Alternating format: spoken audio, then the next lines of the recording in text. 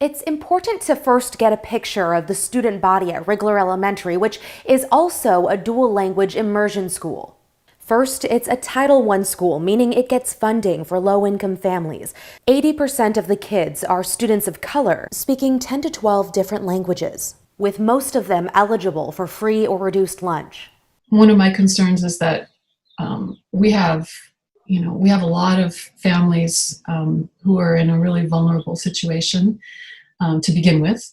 How are we going to help our needing communities and families? Where is the help going to come from? Jessie Marquez and Florinda Sanchez each have a child going into first grade.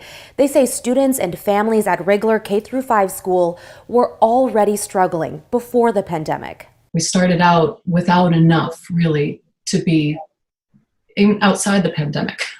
And then you put a pandemic on top of it, and it really becomes a pretty untenable situation. Marquez says back in the spring, when schools closed and went to distance learning, Portland Public Schools did a good job distributing hotspots and devices, but families needed more help on how to use those resources. A lot of families have multiple children. Not every family has both parents. So there was a lot of families hurting.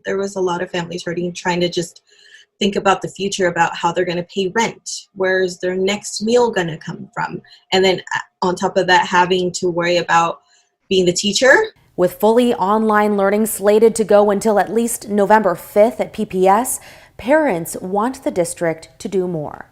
To provide that kind of one-on-one support in home languages, help people understand, okay, what are the applications I need to use? How do I log on? How many minutes a day should I be having my child work on these things?